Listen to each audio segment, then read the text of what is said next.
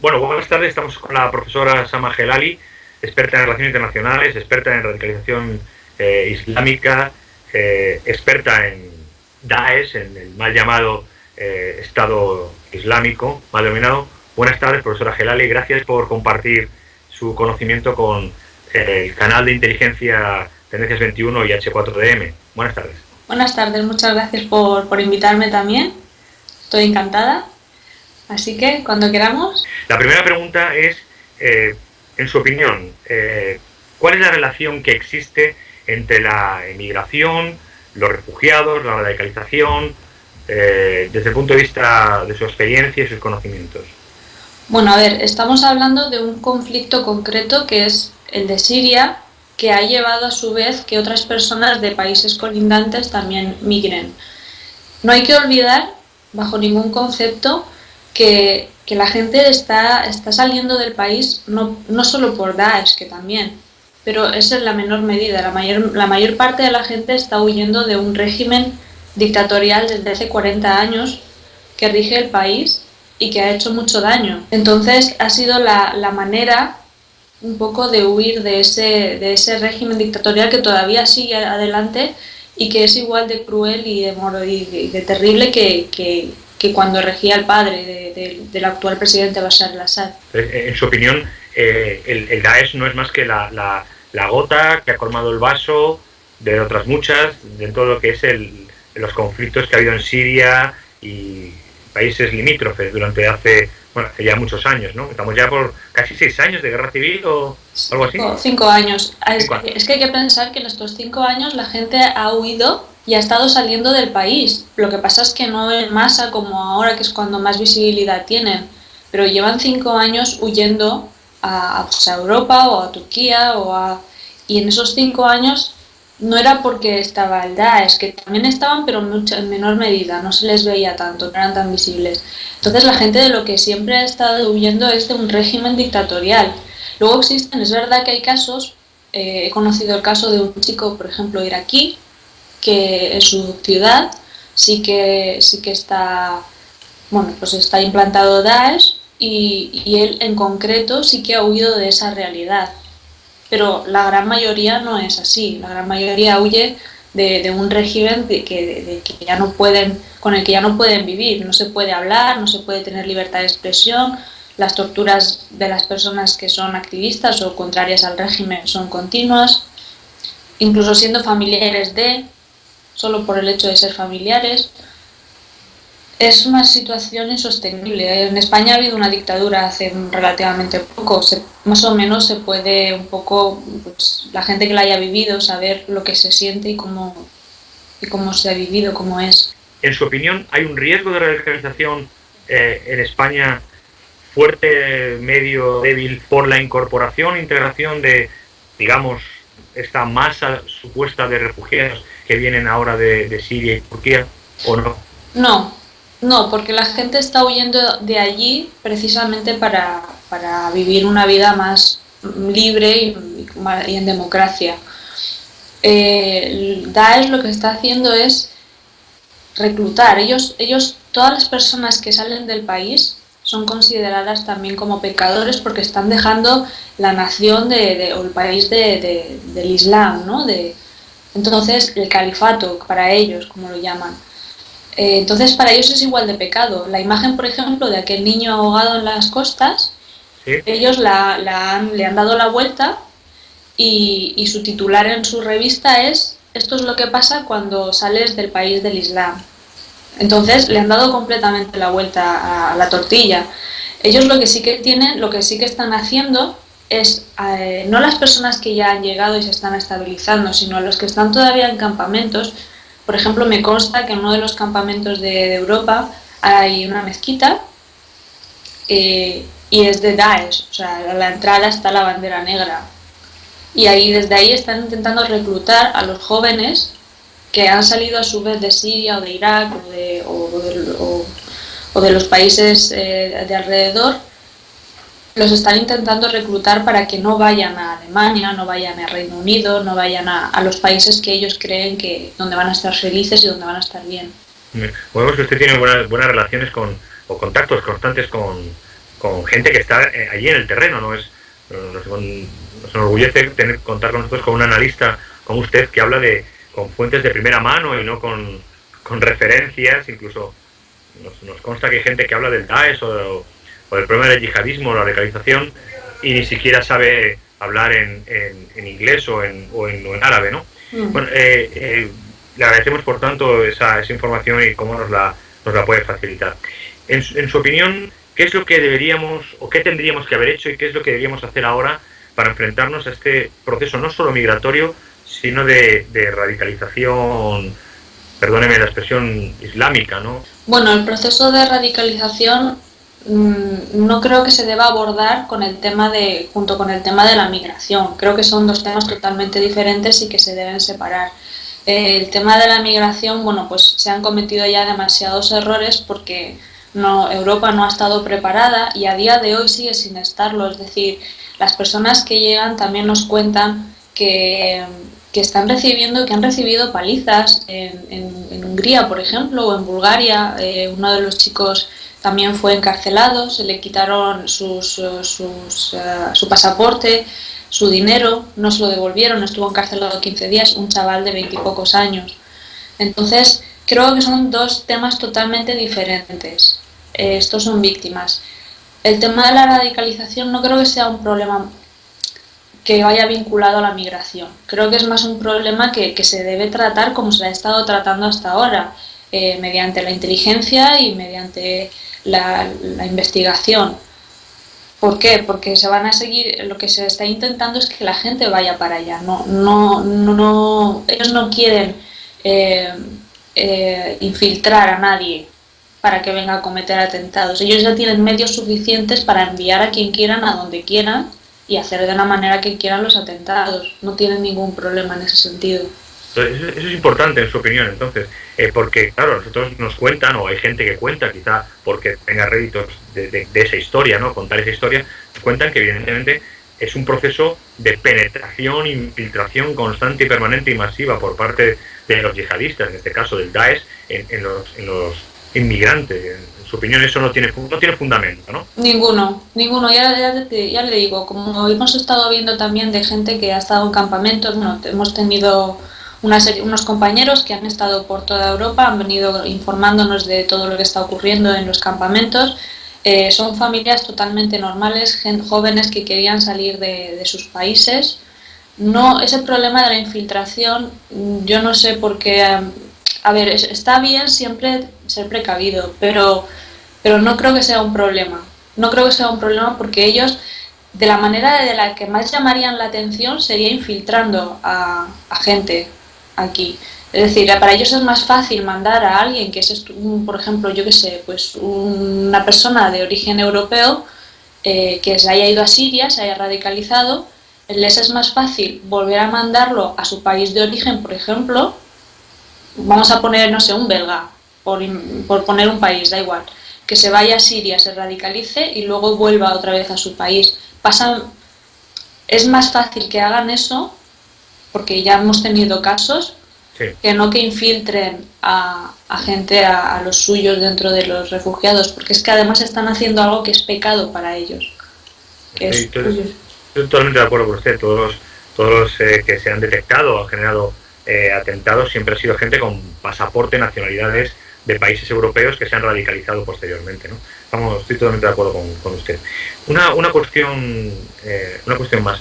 En su opinión, ¿cuál es el futuro del Daesh? Sabemos por qué ha crecido el Daesh más o menos, pero ¿cuál es el futuro del Daesh? ¿Qué es lo que va a ocurrir en su opinión? Háganos un poco de perspectiva, si es tan amable, de qué tendencia va a tener el Daesh, fruto de que hay gente que piensa que hay que negociar con ellos, gente que piensa que hay que exterminarlos militarmente, pero cada vez están cogiendo más poder, cada vez están cogiendo más dinero, tienen recursos económicos, recursos petrolíferos, el comercio de cultura y de obras de arte, del cual hablaremos ahora inmediatamente. En su opinión, ¿cuál es el futuro del Daesh? ¿Hacia dónde va? A ver, es que el problema es que han estado alimentando a la bestia. O sea, han dejado pasar demasiado tiempo. Los mismos que ahora quieren pararlos han dejado pasar demasiado tiempo.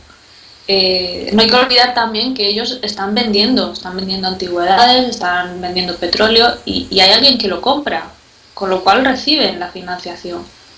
Hay alguien al otro lado. Entonces, se han hecho ya demasiado grandes, ahora, bueno, se les está atacando, no se puede negociar con ellos bajo ningún concepto, porque es que no van, ellos ya lo dicen, dentro de su revista, dentro de sus vídeos, no se puede hacer negocios con los kufar, ¿no? Los pecadores.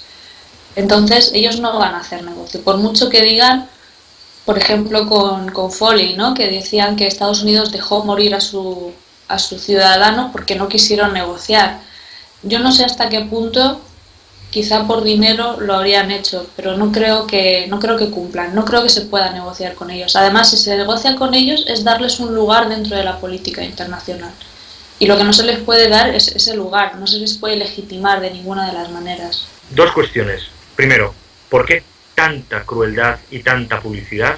Y por otro lado, ¿por qué esa obsesión con dinamitar, romper las estatuas, los monumentos de milenios? ¿Por qué? ¿Cuál es el objetivo, en su opinión, de ambas cosas? El terror, simplemente el terror. Ellos están gobernando, bueno, pues tienen un gobierno totalitarista, no se les puede llamar gobierno porque también es otra forma de legitimarles, ¿no? No se les puede dar ningún nombre que tenga algo que ver con política porque no se les puede dar ese valor, no lo tienen.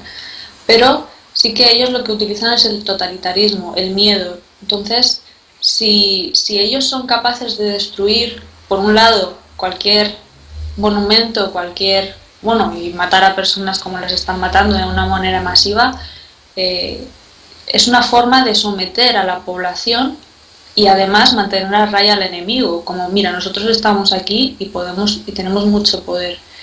Por otro lado, lo que sí que ellos piensan es que la única forma de creencia, de fe, de credo es su Islam, ¿no? La forma en la que ellos han interpretado y han remodelado la religión.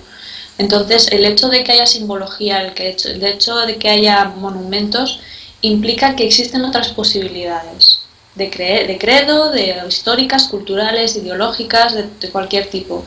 Y eso no puede ser, porque solo puede existir su ideología. Entonces son dos cosas totalmente diferentes, pero al mismo tiempo se complementan. Hay quien dice, profesora Gerali, que al eliminar las culturas anteriores a su posición religiosa, lo que están haciendo es eliminar la historia y por tanto, como si dijéramos, comenzar desde el año cero, perdóneme por la blasfemia, pero volver a comenzar otra égira nueva, como si se convirtieran en los nuevos discípulos de Alá, ¿no? Bueno, sí, es que en cierto modo ellos también lo que buscan es volver a lo primitivo, ¿no? A lo inicial. Lo que pasa es que además de volver a lo primitivo, al principio de la religión, que estaba basada en en los principios, en los preceptos, y se aplicaba de una manera a una sociedad que ya no existe. Entonces ellos lo que quieren es coger esas formas de llevar la religión y llevarlas a un extremo de tal forma que destruyan tener su propia ideología, su propia religión y su propia verdad. Si es una forma de empezar de cero, es posible. Ellos tienen su líder, tienen su emir, no hay que olvidarlo, no es como el profeta ni muchísimo menos, porque eso es una blasfemia. Sí. Pero sí que tienen a alguien a quien seguir. No sé si lo que intentan es empezar de cero, porque es una forma también de borrar todo lo que ellos son. Es decir, si ellos se fijan en el Islam desde el minuto uno, el hecho de borrar la historia, que aunque haya sido cristiana, aunque haya sido de cualquier tipo, ha influido de alguna manera unas religiones con otras, las culturas, las ideologías. Entonces es una forma de borrar incluso lo que ellos piensan, su propio ser. O sea, sí que han reconstruido algunas zonas, algunos hospitales, por ejemplo, de hecho, los han convertido en facultad de medicina, proporcionan estudios toda la manutención, ropa, todo lo que haga falta para una persona, ellos lo dan gratis a cambio de que vayas a estudiar medicina. O sea, eso es algo insólito, algo que es una beca completa, todo lo que necesites. Entonces sí que están poco a poco haciendo cosas, pero yo creo que es para mantenerse. No sé si en realidad lo que quieren es empezar de cero. Yo creo que simplemente lo que intentan es mantenerse y a flote y hacer pues, cosas nuevas, edificios nuevos. Ya te digo, ahora quieren la facultad, después van a querer su moneda, que ya la tienen ya acuñada, efectivamente. Es curioso, están dando todos los pasos de lo que hemos visto en otros protestados modernos de los últimos 40 o 50 años, siguiendo los pasos tradicionales de la construcción de un nuevo Estado. Y la siguiente y casi ya la última pregunta, profesora Gelali, es los países musulmanes que están a su alrededor, países que tienen un recorrido histórico más o menos largo, pues, pienso en Jordania, pienso en Siria, aunque ahora está en un problema grave, como nos ha explicado antes, pienso en Egipto, aunque tengan problemas los hermanos musulmanes, en Irak, en Irán, en Arabia Saudita, con toda la corriente tan importante económica que presenta. ¿Qué piensan ellos? ¿Cómo reaccionan o cómo no reaccionan ante una radicalización de su propia religión, de su propio planteamiento, de su propia imagen? ¿Cómo no reaccionan, efectivamente? ¿Cómo no reaccionan? ¿Cómo no reaccionan? A ver, en realidad, le preguntes a quien le preguntes, a cualquier musulmán del mundo que le preguntes, que sea moderado o normal, te va a decir que eso no es religión, no es Islam. Entonces ellos se desvinculan por completo. Ellos no...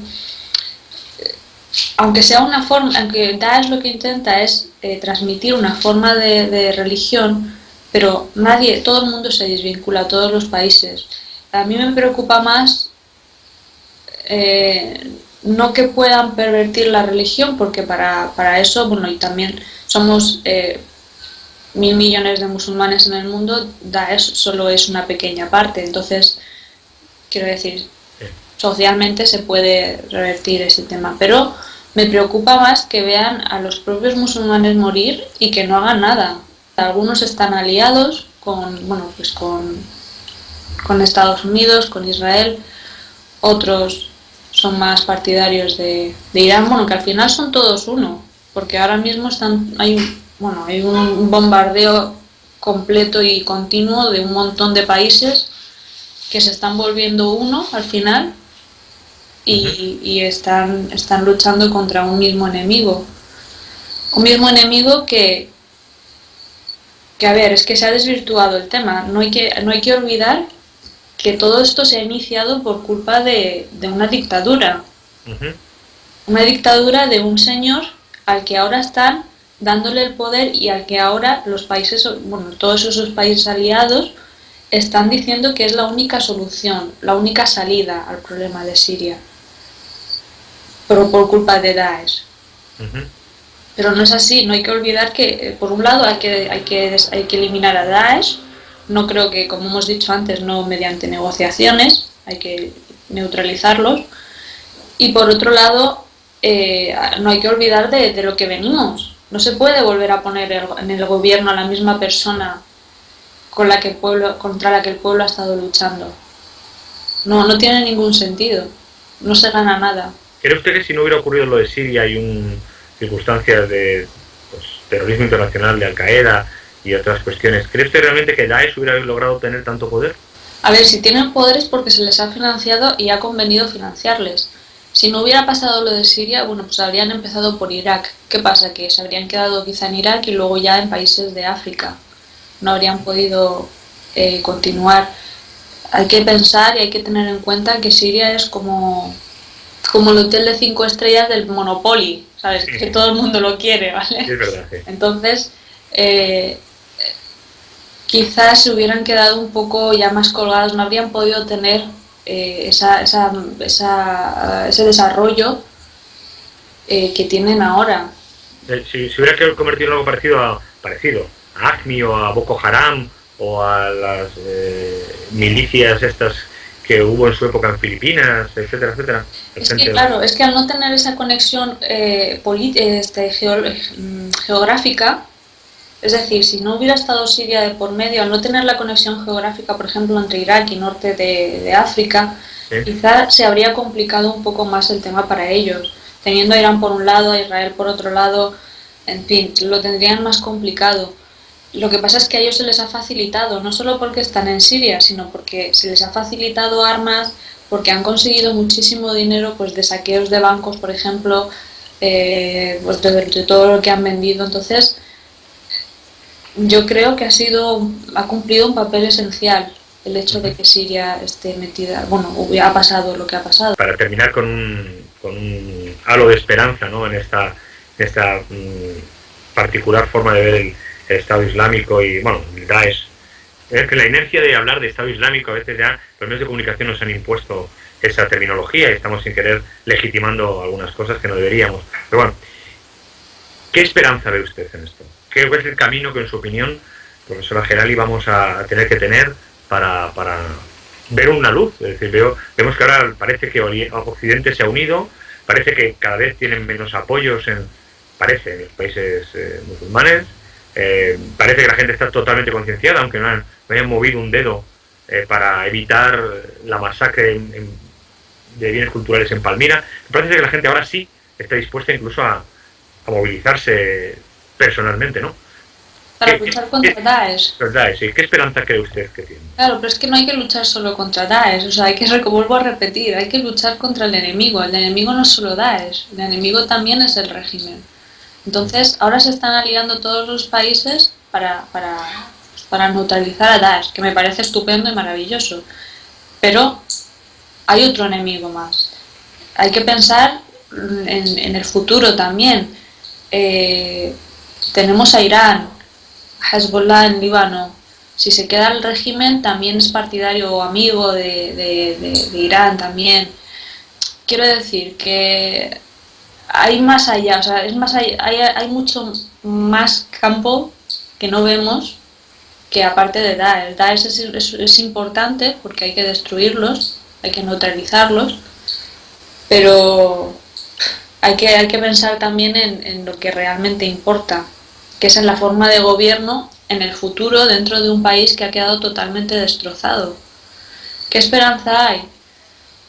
Pues tal y como nos lo pintan ahora los gobiernos, que piensan que quieren volver a poner al dictador en la presidencia, para los sirios, desde luego, muy poca, porque es contra lo que han estado luchando.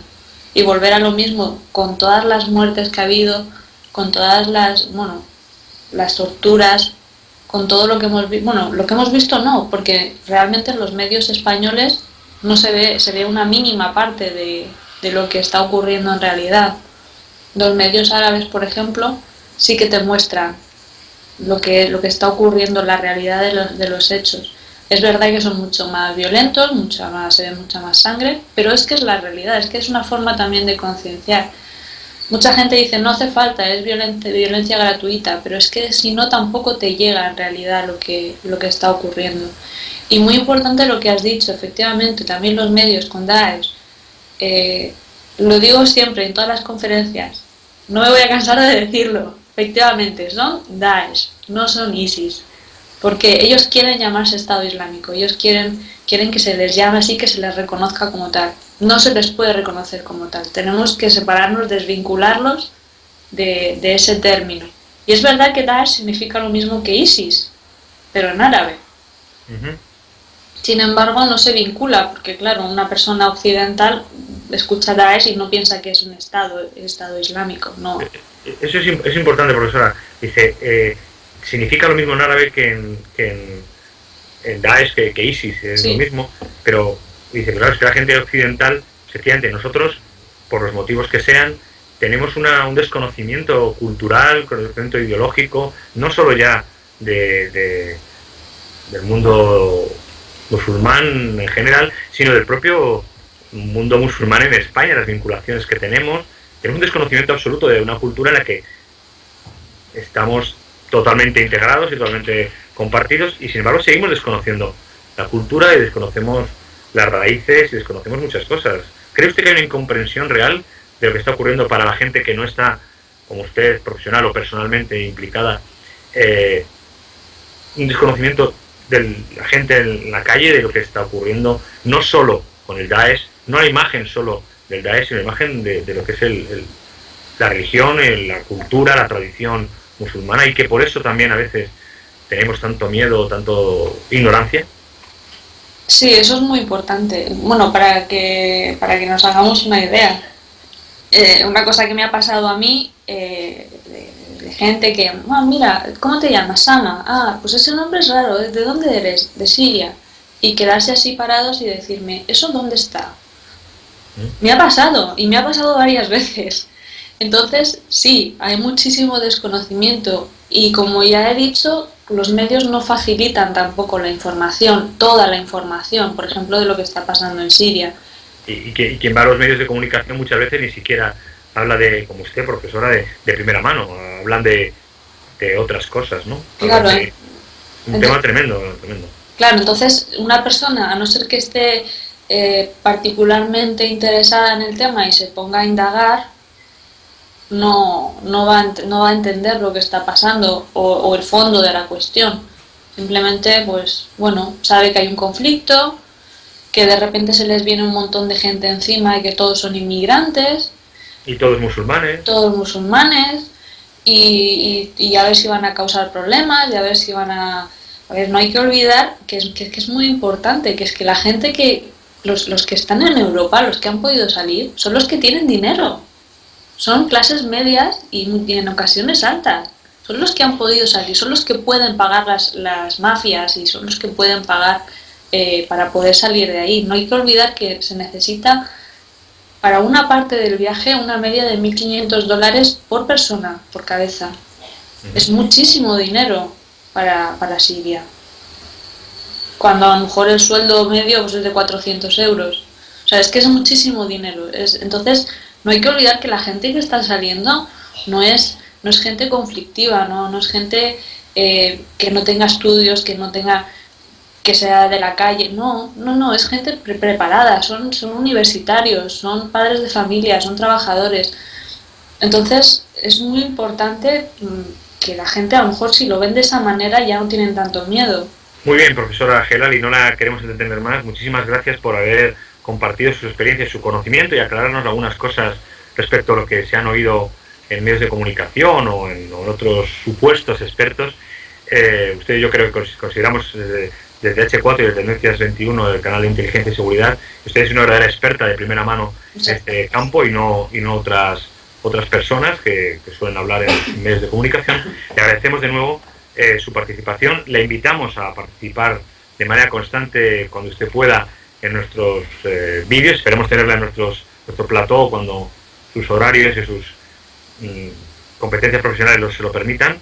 Le invitamos fervientemente a que venga a nuestras instalaciones. Le agradecemos de nuevo otra vez pues sus aclaraciones, su experiencia.